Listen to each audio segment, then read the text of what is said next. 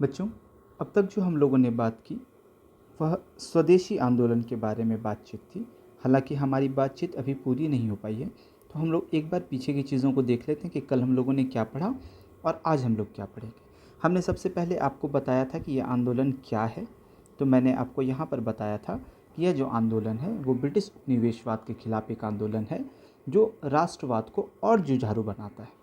जब मैंने इसकी विशेषताओं की बात की थी तो मैंने आपको बताया था कि इस आंदोलन की दो मुख्य विशेषताएं थीं। एक बहिष्कार था और दूसरा स्वदेशी था। मैंने बहिष्कार के तहत आपको बताया था कि कैसे हमारे लोगों ने विदेशी माल का बहिष्कार किया। यह यहीं तक नहीं रहा, इसे हम सेवाओं के स्तर तक ले गए। जैसे धोबी ने विदेशी वस्त्र को धोने से इनकार कर दिया, पुजारियों ने विदेशी चीनी से बने प्रसाद को लेने से मना कर दिया। और इसके अलावा हम लोगों ने देखा था कि स्कूलों, अदालतों, उपाधियों, इन सब का बहिष्कार किया गया। और दूसरी तरफ स्वदेशी को लेकर बात चली। तो इसमें जो बात चली उसमें मैंने आपको शिक्षा से संबंधित बातें बताई थी अभी तक, और दूसरा मैंने आपको शिक्षा के बाद साहित्य के क्षेत्र में बताया कि क्या किया गया साहित्य के क्षेत्र में। तो शिक्षा के क्षेत्र में हम लोगों ने कुछ कुछ चीज़ें देख ली थी, अब इस पर बात अभी नहीं करेंगे। साहित्य के क्षेत्र में देख ली थी। आज हम लोग कला के क्षेत्र में बात करेंगे कि कला के क्षेत्र में क्या क्या हुआ। तो हेडिंग आप कला डाल दें और कला में आप जो पॉइंट्स हैं वो लिखते चलें। सबसे पहले देखिए, इसमें आपको एक नाम ध्यान रखना है, वह है अवनिंद्र नाथ टैगोर।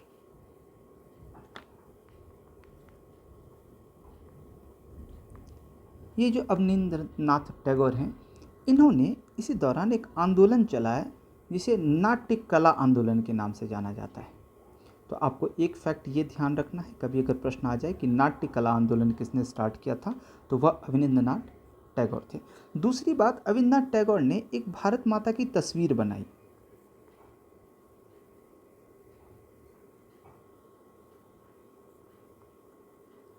या इसी को आप चित्र भी कहते हैं, तस्वीर या चित्र बनाई, और बेड़ियों में जकड़ी हुई भारत माता को जब दिखाया गया तो लोगों के अंदर राष्ट्रवाद की भावना क्या हुई, और उभर के आई।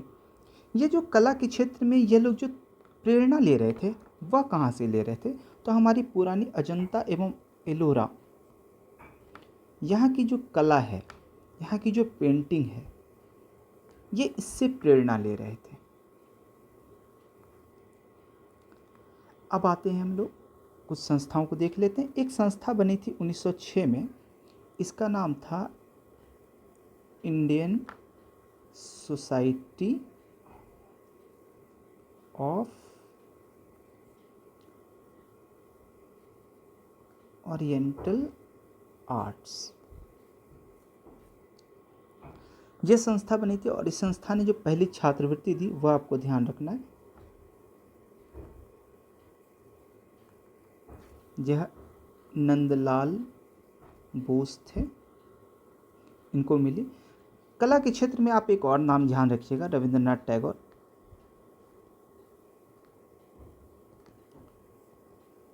और आप अभी बंगाल जाएंगे, आप कलकत्ता मेट्रो पे कभी चढ़ेंगे तो आपको रविंद्र संगीत ये सब सुनने के लिए मिलेगा। विज्ञान के क्षेत्र में क्या उपलब्धियां रह गई इस क्षेत्र में, तो विज्ञान के क्षेत्र में आपको दो नाम मिलता है। एक है जगदीश चंद्र बसु, इन्होंने भी कुछ डेवलपमेंट किए, और दूसरा है प्रफुल्ल चंद्र राय। ये दो नाम आपको ध्यान रखना है।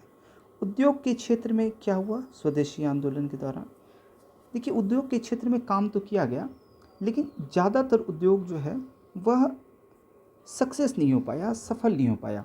अब इन उद्योगों में क्या था, जैसे कपड़ा मिलें शुरू की गई, साबुन के कारखाने बनाए गए, माचिस की फैक्ट्रियां लगाई गईं, चमड़ा उद्योग लगाया गया, बैंक, बीमा, ये सारी इन सबों की स्थापना की गई, लेकिन कुछ ज़्यादा सफल नहीं हुए।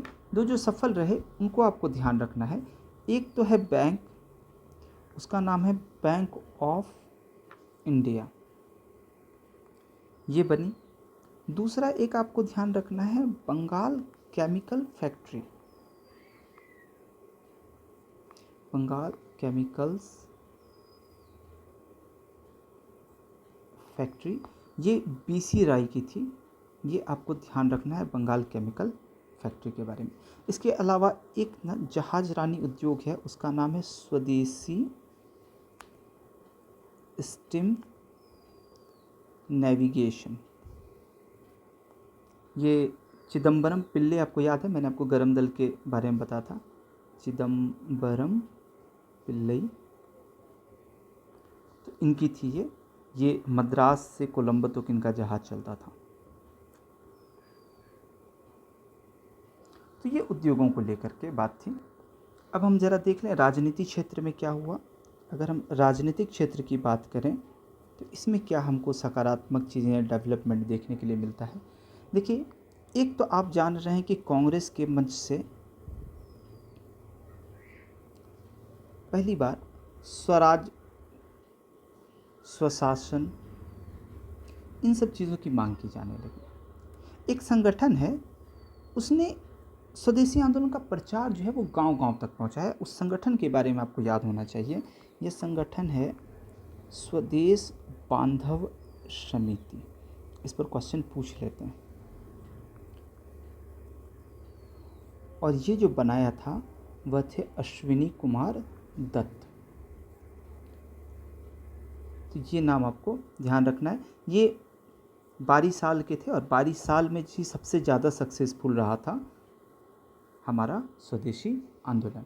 ये स्वदेशी बांधव समिति, ये आप ध्यान रखिएगा कि इसने जनता के मध्य प्रचार में अहम भूमिका निभाई थी। आखिर लोगों तक पहुंचेगी कैसे बात। अगर हम इस आंदोलन के प्रसार की बात करें और नेतृत्व की बात करें, यानी कि कौन से क्षेत्र में कौन नेतृत्व कर रहे थे, तो आप जान रहे हैं कि स्वदेशी आंदोलन बंगाल से शुरू हुआ और बंगाल में बहुत सारे नेता थे, जिसमें एक मुख्य नाम आता है, एक नहीं कई सारे मुख्य नाम आते हैं। जैसे आपने अभी तक जितने भी नाम देखे बंगाली वो सब तो आएंगे ही।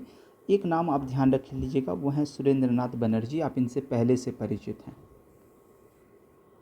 इसके अलावा जब बंगाल से बाहर अगर ये आंदोलन पहली बार कोई ले गया तो महाराष्ट्र के इलाके में आया और यहाँ पर थे हमारे तिलक, बाल गंगाधर तिलक। ये पहले व्यक्ति हैं जिन्होंने क्या किया, जिन्होंने स्वदेशी आंदोलन को बंगाल से बाहर लाया। तो ये आप ध्यान रखेंगे। इसके अलावा आपको एक नाम ध्यान रखना है, लाला लाजपत राय, और साथ में आप अजीत सिंह का नाम जानते हैं। इन दोनों ने पंजाब एवं संयुक्त प्रांत, जिसको आज आप यूपी के नाम से जानते हैं, इस इलाके में प्रचार किया। एक नाम और है, वह है सैयद हैदर रज़ा। ये पहला मुस्लिम नाम आपको देखने के लिए मिल रहा है। ये दिल्ली के इलाके में इन्होंने इसका नेतृत्व संभाला। इसके अलावा मद्रास प्रेसिडेंसी की अगर हम लोग बात करें तो एक नाम अभी मैंने आपको चिदम्बरम पिल्ले बताया था, चिदम्बरम पिल्लई। इनके अलावा सुब्रमण्यम अय्यर, मैंने आपको पहले ही ये नाम बता रखा है। इसके अलावा पी आनंद चार्लू, इन सब लोगों ने मद्रास प्रेसिडेंसी में इस आंदोलन का प्रसार किया। आप यहाँ तक बात समझ गए। अगर हम इस आंदोलन के सामाजिक आधार की बात करूँ, इसका सोशल बेस कैसा था, यानी यह जो आंदोलन था इसमें समाज के कौन कौन से वर्ग भागीदार हुए, कौन कौन से लोगों ने पार्टिसिपेट किया, तो आप एक तो जान रहे हैं कि अब जनसहभागिता व्यापक हो गई थी। यानी ये हम ध्यान रखेंगे कि व्यापक जनसहभागिता थी पूर्व की तुलना में। यानी कि इसमें अब निम्न शहरी वर्ग, ऐसा शहरी वर्ग जो निम्न वर्ग में आता है वो, इसके अलावा आप देखेंगे कि पहली बार मजदूर और महिलाएं यह भी शामिल हो गई, छात्र भी शामिल हैं, युवा भी शामिल हैं, ये सब तो हैं ही। और इसमें आपको एक नाम और ध्यान रखना है, जो मजदूरों के नेता थे, एक मजदूर नेता हैं, उनका नाम है अश्विनी कुमार बनर्जी। एक मैंने आपको अश्विनी कुमार दत्त बताया, ये अश्विनी कुमार बनर्जी ये मज़दूरों के लीडर हैं और इन्होंने एक एसोसिएशन बनाया था, उसका नाम था इंडियन मेल्स हैंड एसोसिएशन।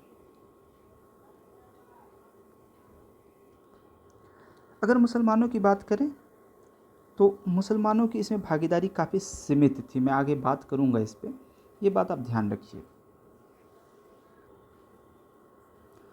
अब अगर हम इसके कुछ नकारात्मक पहलुओं पर चर्चा करें कि स्वदेशी आंदोलन के नकारात्मक पक्ष क्या क्या हैं, क्या ऐसे पक्ष हैं जो इसके बारे में हम नकारात्मकता की तरफ देखते, तो एक तो सबसे पहली बात क्या है कि इस आंदोलन में इन लोगों ने प्राचीन संस्कृतियों का महिमा मंडन कर दिया।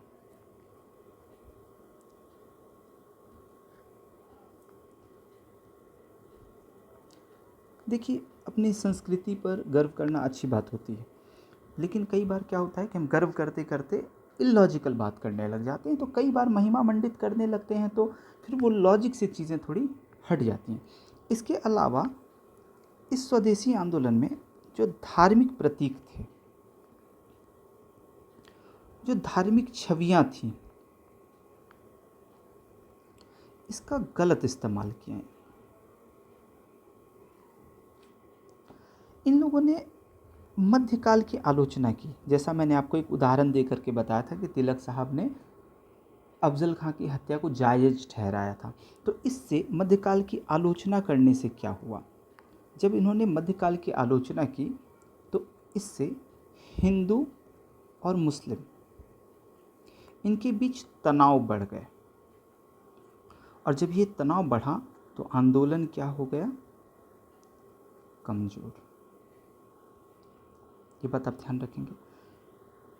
अब सवाल है कि भाई इस आंदोलन के पतन के क्या कारण थे, स्वदेशी आंदोलन का पतन कैसे हो गया। देखिए, जो लोग नेतृत्व कर रहे हैं अगर उनकी आप गिरफ्तारी कर लो तो नेतृत्व विहीन हो गई आंदोलन, तो ऐसे में वो आंदोलन धीरे धीरे क्या होता है, पतन की तरफ चला जाता है। अभी आप देख रहे होंगे लगातार एक आंदोलन हो रहा है और उस आंदोलन में नेतृत्व की बात हो रही है कि कोई आओ नेतृत्व संभालो, तो नेताओं की गिरफ्तारी इस आंदोलन के पतन के एक मुख्य कारणों में रहा। इसके अलावा अंग्रेजों की एक नीति रही, वह है फूट डालो एवं राज करो। इंग्लिश में कहते हैं इसको डिवाइड एंड रूल। कैसे हुआ फूट डालो एवं राज करो, इसको थोड़ा समझते हैं। एक वायसराय है, उसका नाम है लॉर्ड मिंटो।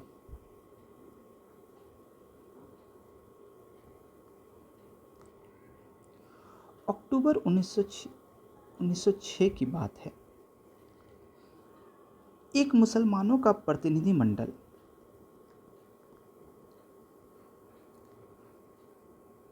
और इस प्रतिमंडल का नेतृत्व जो था वो एक व्यक्ति कर रहे थे, इसका जो नेतृत्व था वो एक व्यक्ति कर रहे थे, उनका नाम था आगा खां। यह व्यक्ति लॉर्ड मिंटो से शिमला में मिलता है और ये शिमला में मिलकर इन लोगों की एक मीटिंग होती है। मीटिंग होने के बाद 30 दिसंबर 1906 3 लोग हैं यहाँ पे, एक तो यही आगा खां, एक का नाम है सलीमुल्लाह। ये सलीमुल्लाह कौन है, ये ढाका का नवाब है। और एक व्यक्ति और हैं, उनका नाम है मोहसिन उल मुल्क। इन तीनों ने मिल करके और एक संगठन बनाया, उसका नाम है मुस्लिम लीग।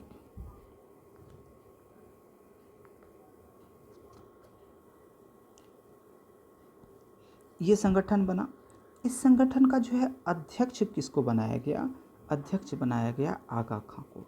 तो कभी कभी आपसे एग्ज़ाम में पूछेगा कि मुस्लिम लीग की स्थापना किसने की, तो 3 नाम यहाँ पे हैं, आगा खां, सलीउल्लाह, मोहसिनुल मुल्क। लेकिन अगर आपको सिर्फ एक नाम पूछे तो चूँकि देखिए ये ढाका का नवाब है और यहाँ पर नवाब बैठे हुए हैं, तो हमेशा क्रेडिट किसको दी जाएगी, नवाब साहब को, है ना। तो यहाँ पर जो क्रेडिट है कि भाई किसने मुस्लिम लीग बनाया, तो उसमें अगर आपको एक नाम पे टिक लगाना है तो सलीमुल्लाह लगाएंगे। लेकिन जब भी अध्यक्ष की बात होगी तो आप आगा खां लगाएंगे कि मुस्लिम लीग का अध्यक्ष कौन था। ये जो मुस्लिम लीग बना, इसका उद्देश्य क्या रहा? इसने अपने 3 उद्देश्य बताए। पहला उद्देश्य इसने कहा कि हम ब्रिटिश सरकार के प्रति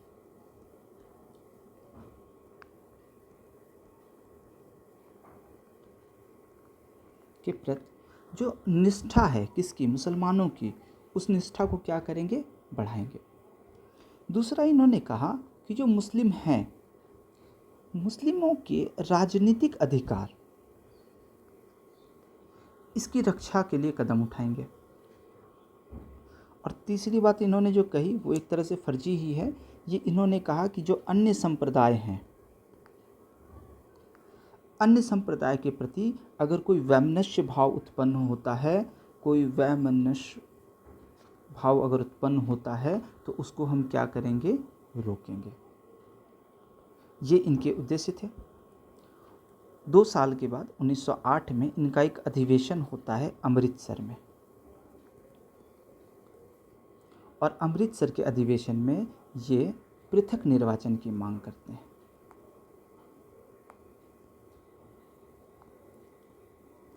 और आप जैसे जानते हैं कि 1909 के अधिनियम में पृथक निर्वाचन की बात की गई थी, तो आपने पृथक निर्वाचन के बैकग्राउंड को भी देख लिया, और फूट डालो और राज करो की नीति के तहत जो इन लोगों ने संगठन बनाया था, इसकी बात हम लोगों ने देख ली। ये तो पतन के 2 कारण हुए। एक कारण पतन के और थे, तीसरा एक और कारण था, और ये जो है एक पूरा का पूरा टॉपिक है जिसको हमें पढ़ना है। और यह कारण है कांग्रेस का सूरत अधिवेशन, यानी सूरत का विभाजन। और ये सूरत का विभाजन क्यों? क्योंकि सूरत के विभाजन के बाद कांग्रेस 2 पार्ट में डिवाइड हो गई, एक गरम दल और एक नरम दल। गरम दल को अंग्रेज़ों ने क्या कर लिया? गिरफ्तार, इसके नेताओं को गिरफ्तार कर लिया, देश निकाला दे दिया, कुछ लोगों ने संन्यास ले लिया, और इस तरह जो है ये पूरा का पूरा अधिवेशन, ये पूरा का पूरा आंदोलन धीरे धीरे ख़त्म हो गया। हालांकि इसके परिणाम पर हम लोग जब चर्चा करेंगे तो हम ये देखेंगे कि आगे आने वाले 5 सालों में, 6 सालों के अंदर भारत की राजधानी को बदल करके दिल्ली लेके चला जाया जाता है। तो अगली बात हम लोग अगले क्लास में करेंगे। तब तक के लिए नमस्कार।